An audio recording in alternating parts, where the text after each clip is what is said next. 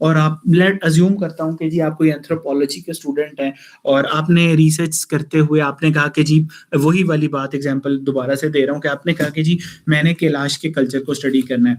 तो इसका सबसे अच्छा तरीकेकार क्या होगा कि यू विल जो भी आपकी प्रिलिमिनरी सारी रिक्वायरमेंट्स होती हैं, देखिए आप इस तरह की अगर रिसर्च कंडक्ट करनी है तो आपको इसके लिए स्पेसिफिक एनओसीज लेने पड़ते हैं, ठीक है? उनके स्पेसिफिक गवर्नमेंट के ऑफिसेज होते हैं, स्पेसिफिक लोग होते हैं, ट्राइबल के कुछ लॉर्ड्स होते हैं जिनको ये कहा जाता है ट्राइब्स के, जिनको जिनके पास ये अथॉरिटी मौजूद होती है, उनसे गवर्नमेंट की परमिशन से साथ आप उनसे मिलते हैं और लेट अस से कि आपने ये सारी रेगुलेटरी रिक्वायरमेंट्स पूरी कर ली और अब आपने फैसला किया कि आपने 2 मंथ्स के लिए कैलाश के कल्चर को स्टडी करना है। तो अब आपको वहाँ पर उनके कल्चर में किसी एक फैमिली के साथ जाकर अगर रहना है, तो आपकी बाउंड्रीज़ क्या होंगी, आप कहाँ रहेंगे, आप कितने दूर से उनको ऑब्ज़र्व कर सकते हैं, आप उनको किस वक़्त ऑब्ज़र्व कर सकते हैं। अगर आपने सारी चीज़ें भी तय कर ली हैं, तो याद रखिएगा कि इसका सबसे बड़ा फ़ायदा ये है कि इस तरह की रिसर्च के अंदर आपके पास जो रियल टाइम एक्सेस है वो मौजूद है।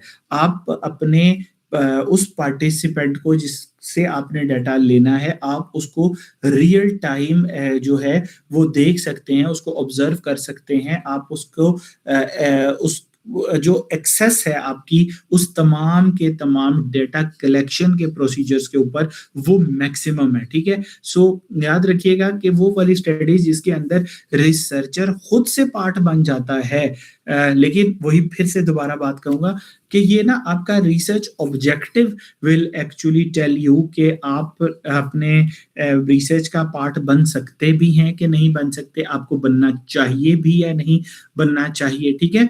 So, whenever the practitioner or the researcher is the part of the research, तो ऐसे में उसको जो सबसे बड़ा बेनिफिट मिलता है वो ये है कि उसके लिए रिसर्च एक्सेस आसान हो जाती है या डाटा की एक्सेस आसान हो जाती है। लेकिन साथ ही साथ एक बात और ज़हन में रखिएगा और मैं आपको इसके ऊपर एक पूरा का पूरा चैप्टर भी पढ़ाऊँगा कि रिसर्च की जो एक्सेस होती है ना, याद रखिए ये जो डाटा की एक्सेस होती है, इस डाटा की एक्सेस के साथ बहुत सारे एथिकल इश्यूज़ जुड़े हैं। And again it is the responsibility of the researcher to address those ethical concerns और एथिकल इश्यूज, ठीक है? मैं आपको ये पूरा चैप्टर मैंने पढ़ाना है रिसर्च एथिक्स के हवाले से, जिसमें मैं 3 चीज़ों से रिलेटेड रिसर्च एथिक्स के जो डिफरेंट पैरामीटर्स हैं मैं आपके साथ वो शेयर करूँगा। पहली मैं शेयर करना चाहूँगा कि अगर आप जो है वो पार्टिसिपेंट रिसर्चर के तौर पर ऑब्जर्वेशन के थ्रू या ऑब्जर्वर के थ्रू किसी जगह पर जा रहे हैं, तो फिर आपने कैसे ध्यान रखना है। अगर आपने जो है पार्टिसिपेंट रिसर्चर आप नहीं भी हैं और आप कोई क्वेश्चनेयर एडमिनिस्टर कर रहे हैं, तब आपने रिसर्च एथिक्स का कैसे लिहाज करना है। और अगर आप जो है वो प्रैक्टिशनर नहीं भी हैं, लेकिन आप इंटरव्यू के थ्रू जो है वो डाटा कलेक्ट कर रहे हैं, तो आपने उस इंटरव्यू के दौरान जो अपने एथिक्स के पैरामीटर्स हैं उनको कैसे मेक श्योर करना है।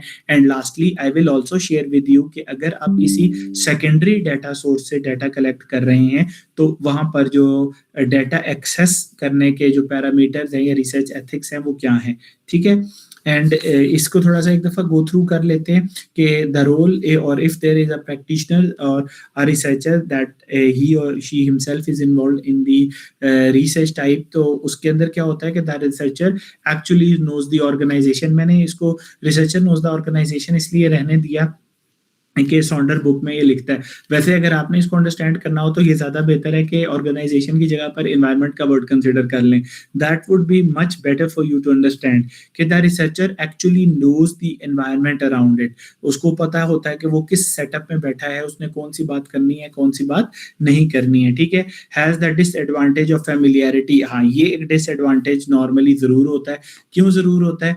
इसलिए कि अगर फ़ैमिलियरिटी नहीं हम क्रिएट कर पाएँगे, तो हो सकता है कि हम बहुत सारा डाटा कलेक्ट ही ना कर पाएँ। हाँ, लेकिन उसका फ़ैमिलियरिटी होने का जो डिसएडवांटेज है वो भी बहरकैफ़ वहीं का वहीं एग्ज़िस्ट करता है, ठीक है?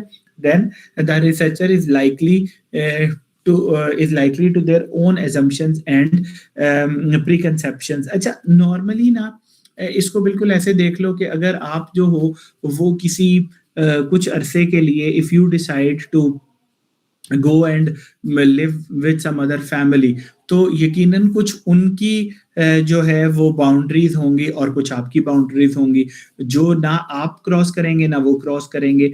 अब प्रॉब्लम इज के आपने जब भी अपनी रिसर्च को इस तरीके से कंडक्ट करना है कि आप प्रैक्टिशनर के या रिसर्चर के तौर पर खुद से उस डाटा कलेक्शन का पार्ट बनो, तो नॉर्मली कहा यह जाता है कि आप कुछ देर के लिए अपनी एजम्पशंस को, अपनी प्रिजम्पशंस को या अपनी थॉट्स को एक साइड पे रख दें, क्योंकि अगर आप ये नहीं रखेंगे तो आप कभी भी वो बैरियर अबूर नहीं कर पाएंगे, और जब तक आप वो बैरियर अबूर नहीं करेंगे उस वक्त तक आप दूसरे के इन्वायरमेंट को जाकर अंडरस्टैंड नहीं कर सकते। तो याद रखिएगा कि ये जो ड्यूअल रोल होता है, दे दैट एक्चुअली रिक्वायर्स प्रिसीजन। क्यों? क्योंकि देखें, अगर आप किसी रिसर्च के कलेक्शन के अमल में शामिल हैं, डेट खुद भी आप उसका पार्ट हैं, तो आपके लिए ना बड़ा मुश्किल हो जाता है रिसर्चर के लिए ये अंडरस्टैंड करना कि भाई मैं किस वक्त जो है वो रिसर्चर के तौर पर एक्ट कर रहा हूं और मैं किस वक्त जो है वो रिसर्च के पार्टिसिपेंट के तौर पर एक्ट कर रहा हूं। तो ये जो एक फाइन सी लाइन है, ये रिसर्चर को बड़े ध्यान से लगानी पड़ती है, ठीक है। Then when we proceed further, थोड़ा सा अगर मैं रिकॉल करूं, ये देखें, अगर थोड़ा सा आप अपनी इसको देख सकें स्लाइड्स को, तो ये देखें द नेक्स्ट थिंग जो कि हमें इस वक्त हमने डिस्कस कर लिया, हमने रिसर्च स्ट्रैटेजी सारी डिस्कस कर ली, ठीक है। Experimental study, we had a discussion regarding survey, we had a discussion regarding case study, we had discussion regarding the remaining type of research strategies. After we or after the researchers select one of the research strategies that is to be applied in his or her research, the next step is to have a look at the choices। कौन सी वाली choices? The choice of the method।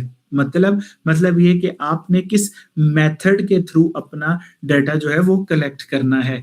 If we can have a look, we can understand it better by looking at this very slide. देखिए, research choices के हवाले से या data collection की choices के हवाले से we can either go for mono method, mono means single, multiple methods means as the name indicates कि बहुत सारे मेथड्स हो सकते हैं।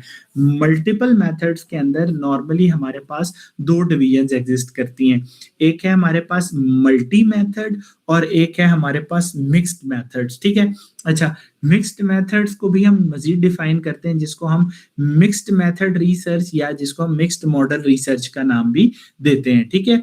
अच्छा, मल्टी मेथड के अंदर क्या होता है, जैसे यहाँ पर multi method quantitative studies and multi method qualitative studies. अच्छा, अगर यहाँ पर ये वाली चीज इस वक्त समझ नहीं आ रही ना, तो इसको पता है कैसे समझो, इसको ऐसे समझो, जरा थोड़ा सा वापस जाओ, जो मैं लास्ट टाइम भी और कितने दिनों से मैं आपको अपने वाले जो रिसर्च प्रोजेक्ट है उसकी एग्जांपल देता हूँ हर दफा। क्या कर रहा था मैंने क्या कहा था, हमने कहा था कि जो हमारे वाला या मेरे वाला जो रिसर्च प्रोजेक्ट था